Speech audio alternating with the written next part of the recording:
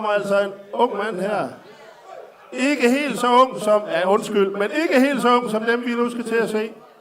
For nu har vi set pigerne. Nu skal vi have fat i drengene. Så nu kommer årets junior drenge DM-finale. Og den første, vi skal byde velkommen til, han er fra Ringsted Dartklub. Han hedder Nikolaj Jørgensen.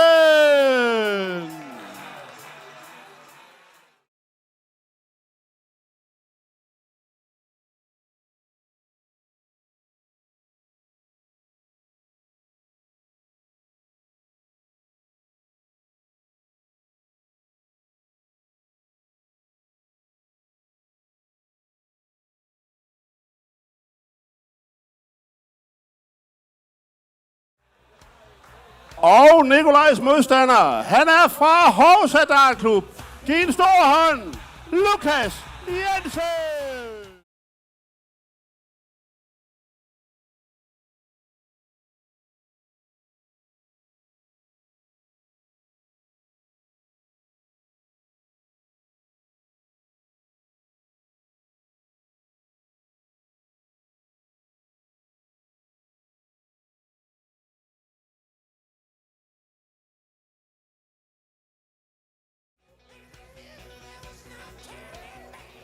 Og drengenes finale, den spilles også bedst af 7 sæt.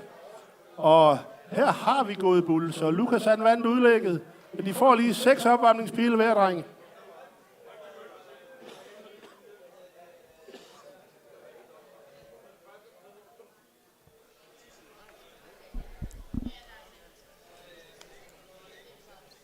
Så er vi ganske få øjeblikke fra at tage hul på finalen i drengerækken ved DM 2022.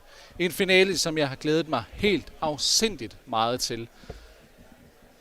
Spilleren, der kaster her i den grønne trøje, det er Lukas Jensen fra Hovsa Dartklub nær Viborg. Og i den blå skjorte, Nikolaj Jørgensen fra Ringsted. Begge spillere er 16 år gamle og er etablerede spillere på det danske ungdomslandshold. Har ikke været nær.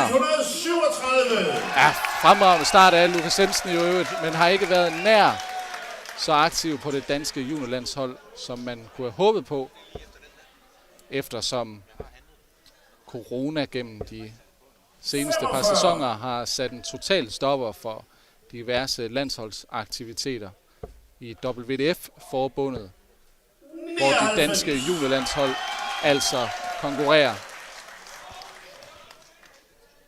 Fremragende start af Lukas Jensen mod forhåndsfavoritten Nikolaj Jørgensen. Nikolaj Jørgensen, som altså er den regerende Danmarksmester på drengesiden. 42. Og som vi også har set gennem de seneste år, har vundet titler ved Denmark Open og Masters, det største internationale dartstævne i Skandinavien i WDF-regi, hvor han har brilleret på scenen mod en fremadstormende 66. Lukas Jensen, må man sige, som har i løbet af ganske kort tid etableret sig i den absolute elite i dansk dart. 54. Lukas mangler 157. Lukas Jensen har ganske vist været en... lad os lige følge den her. 97.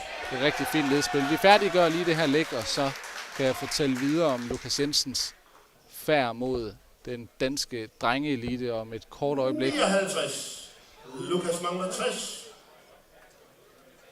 20 for Lukas Jensen. Det er altså... Det ser man sommetider på de 60, at man laver for mange. Lad os se her, om Nikolaj Jørgensen han kan udnytte muligheden 100. og straffe sin modstander. Der kommer til at være en lidt mere pres på, end der var før for Lukas Jensen. Og det ser vi måske udmønte sig her. Han får simpelthen ikke en eneste... Han kommer ikke engang ned på en dubbel her.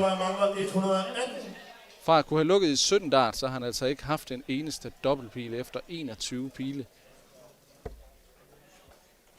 Og så kan det være, Nikolaj Jørgensen. Han straffer ham fuldstændig. 98. Lukas mangler 43. Det er de små marginaler. Ej, Lukas. Er det en triple eller en single? Igen, det er svært at se fra min position her. Men det var en triple, og derfor der skulle han over i dobbelt 13. Fik ikke udnyttet muligheden. Og der er lukket på de 20. Ja, den bliver altså straffet af Nikolaj Jørgensen i et læg, som han i hvert fald, hvis man isoleret set kigger på nedspillet, ikke skulle have været i nærheden af at vinde. Og der er det interessant at stille spørgsmålet, kan vide, hvad der går igennem hovedet på Lukas Jensen lige nu. Må ikke han føler, at han skulle have været foran 1-0. Men som jeg var ved at være inde på før, så Lukas Jensen er en spiller, som har været aktiv i dartsporten i snart 6 år efterhånden. Har siden han begyndte været medlem i Hovsat Dartklub, hvor han har været en habil spiller på juniorscenen i en årrække. Men særligt i sidste sæson oplevede en helt forrygende udvikling i sit niveau. Det kom blandt andet til udtryk, da han kom op som reserve i en enkelt spillerunde i herrenes første division.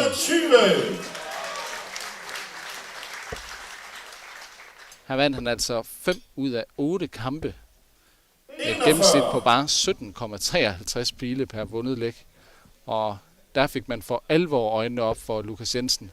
Bare for at sætte de tal i relief, så er de bedste danske dartspillere i den bedste danske dartrække i denne sæson, der er der altså kun 2 spillere netop nu, som har et gennemsnit under 18 pile per vundet læg. Men det formåede Lukas Jensen altså at gøre i løbet af den spillerunde, og vist derved også de høje kvaliteter og det tårnhøje topniveau, han besidder. Men erfaringen, der er det ubetinget Nikolaj Jørgensen, der fører. Han har prøvet at stå på de her scener før. 97.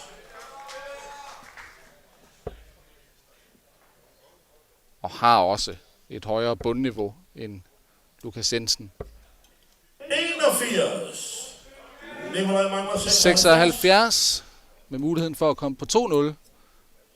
Starter i triple 20, så skal han i 16. Og dobbelt 20. 56. Og ligesom før, der misser han altså lige nøjagtigt under dobbelt 20. 59.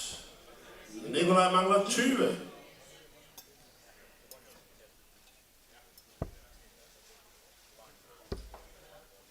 Oha. Så er det Nikolaj Jørgensens tur til at brænde dubler, og lad os se her, Lukas Jensen. Han får ikke en triple. 58. Og det betyder, at Nikolaj Jørgensen han kommer til igen på dobbelt 10.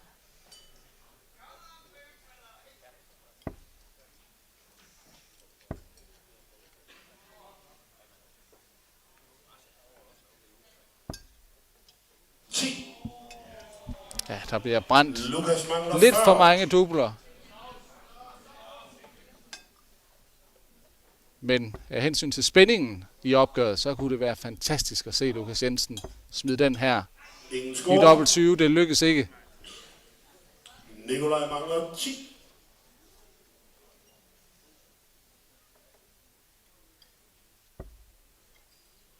Ingen score. Ja, han tager sig til hovedet, Nikolaj Jørgensen. Lukas mangler 40.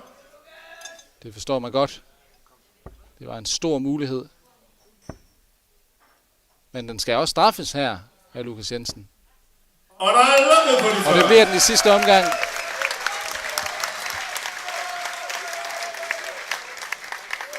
Tredje sæt. Lukas lægger ud. Game on. Ja, jeg tror retfærdigvis godt, man kan tillade sig at sige, at begge spillere, de har vist startnerver. Ikke så meget i nedspillet, som egentlig har været ganske okay. Men på dublerne har de ikke været i nærheden af det niveau, som man kan forvente af spillere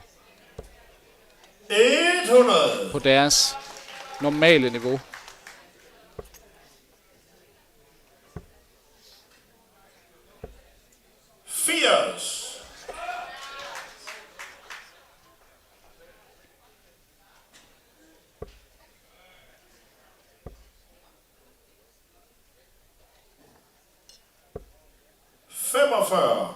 Og Nikolaj Jørgensen er også den af de to finalister her, som er det klart mest velkendte, skikkelse på den danske juniorscene netop nu. Blandt andet fordi han altså har været i finalen ved Søgaard Denmark Open de sidste 2 sæsoner, og også vandt titlen tidligere i år. Og derfor der er den her historie også kendt for de fleste, men ganske interessant lige at fremhæve endnu en gang alligevel. Han kommer jo af en meget, meget rutineret Darn-familie. Både hans far Ole Jørgensen og onkel Stig Jørgensen har adskillige landsholdsudtagelser på CV'et.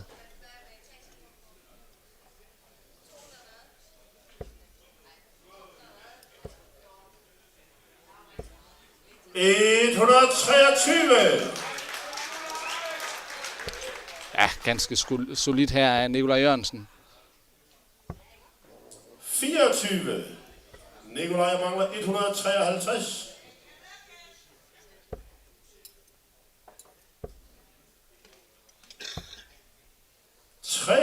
Og han har altså god tid her, Nikolaj Jørgensen, for Lukas Jensen. Han har ikke været i nærheden af at følge med i nedspillet. Kan gå bull her. 86. Ja, det var det, han sigtede efter, men det lykkedes ikke. Og det betyder, at Nikolaj Jørgensen som minimum får 6 pile fra de 110.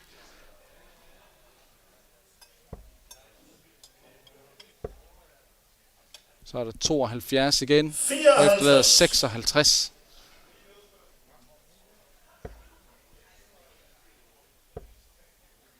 Og vi har jo set før i den her kamp, at der bliver misset dubler undervejs. Så med en god presser her, så kan Nikolaj Jørgensen ikke vide sig sikker på, at han bringer sig foran 2-1. Men lad os se.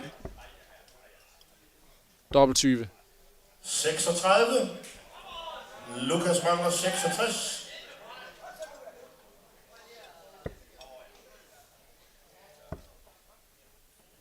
Det ligner en dobbelt 16. Så skal han op i en dobbelt 12, Lukas Jensen. 54. Det var altså ikke helt efter planen, og det lykkedes heller ikke.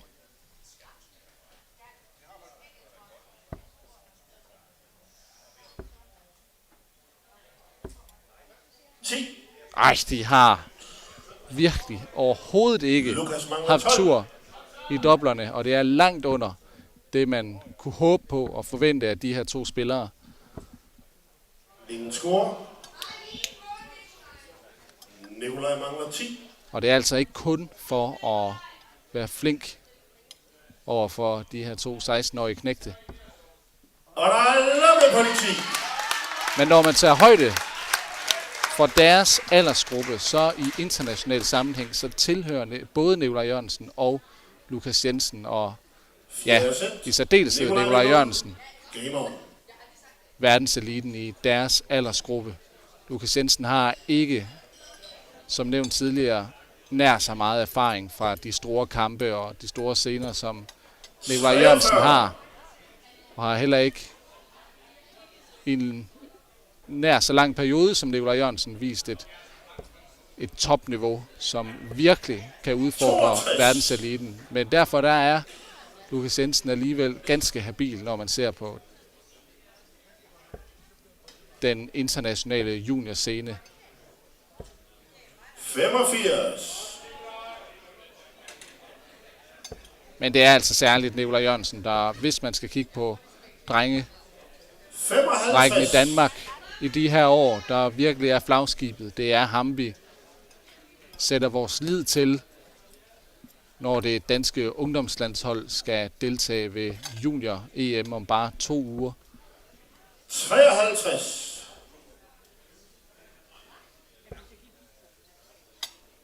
Og der må vi håbe, at de kan spille på et højere niveau, end der har været tilfældet her.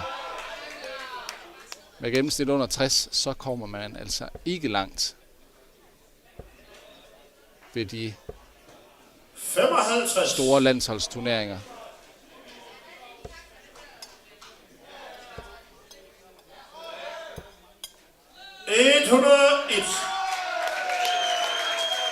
Ja, det er bedre for Lukas Jensen, der ellers gennem de seneste par legs har kæmpet med at finde triplerne.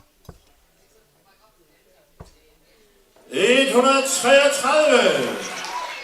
Og godt tænkt af Nikolaj Jørgensen, der med en enkelt triple og 2 singler kunne have efterladt 170, og dermed havde muligheden for en lukning 60. på de 265. Hvis man så starter i triple 20 og kun får en triple og 2 singler, så kan man ikke lukke på den efterfølgende indgang. Fantastisk lukning af Nikolaj Jørgensen på de 132. Vi har tidligere set Michael van Gerwen lave lige præcis den lukning for at vinde en Premier League-titel. Her i lidt mere beskedne rammer, ganske vist. Men af kæmpe betydning for Nikolaj Jørgensen. Vi kan godt se i baggrunden, han laver åndedrætsøvelser for at komme ned på jorden igen. Fremragende lukning. Og der fik vi altså lige en smagsprøve på det kæmpe potentiale, der ligger på skuldrene af Nikolaj Jørgensen. 28. Og efter at være kommet ud til det her opgør, fuldstændig fantastisk Lukas Jensen, så har han været en skygge af sig selv gennem anden halvdel af kampen, hvilket egentlig er hamrende ærgerligt. 60. Lukas Jensen har igennem denne sæson også været ganske aktiv på PDC's Development Tour, som er PDC's ungdomstur for 16-23-årige. Og særligt i starten af sæsonen, der viste Lukas Jensen rigtig fine takter, havde flere kampe med gennemsnit på tæt på 80. 80.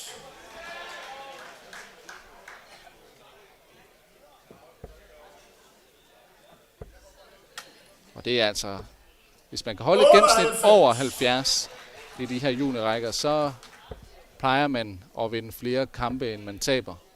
Og hvis man kan komme op med gennemsnit over 80, jamen så er man kandidat til de helt sjove titler. Og det har vi desværre ikke 44. været i nærheden af det her opgør. Men lad os i stedet glæde os over, at vi har en rigtig lovende ungdomsårgang. I særdeleshed på drengesiden, så kan det godt være, at det ikke helt kommer til udtryk den her finale endnu i hvert fald. Men vi har også et glimt af høj klasse. 95. Lukas mangler 66. For opgørets skyld, så lad os da håbe på, at Lukas Jensen han lige får lukket de 66 her. Så er det dobbelt 18. Kom så, Lukas. Det giver i stedet Nikolaj Jørgensen muligheden for at genvinde sin DM-titel. Så er det dobbelt 8. Og der er lukket på de 25. Dermed yes, efter en knap så god start, så fik Nikolaj Jørgensen fundet niveauet undervejs. Sådan med en fantastisk 132 lukning. Og her får han ganske kynisk afgjort finalen til 4-1. Og dermed kan han endnu en gang kalde sig Danmarksmester i drengerækken, mens Lukas Jensen taber sin første DM-finale. Men begge spillere er 16 år gamle og har derfor også muligheden for at kæmpe med om titlen igen næste år. Nu giver jeg ordet videre til vores mastercaller Christian Sørensen, og herefter der tager vi hul på Pardart-finalen her på scenen i Skroen i Aalborg.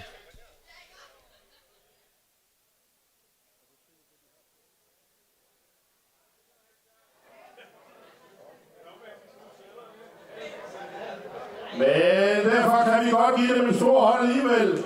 For det er fra rute 180, Marius Bo Nielsen. Og fra Holbæk Dartcenter, Sebastian Danner Løfgren.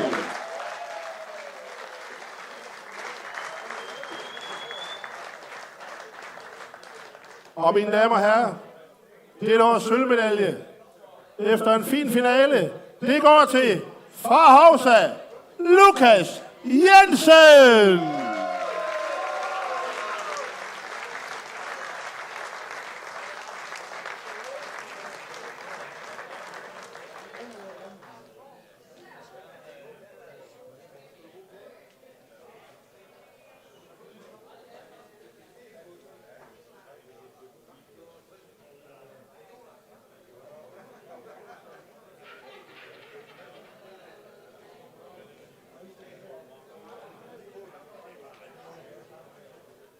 Og nu, mine damer og herrer, den danske mester i dart i drengesingle 2022. Han er fra Ringsted Dartklub, og han hedder Nikolaj Jørgensen.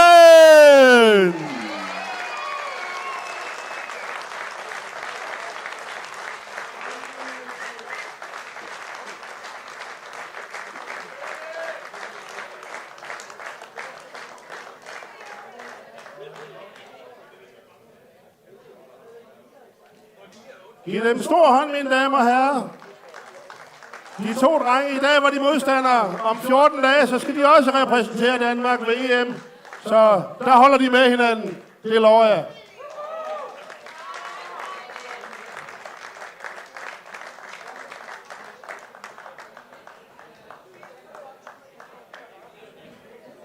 Og lige om et kort øjeblik, så går vi over til finalen i DM i paradart.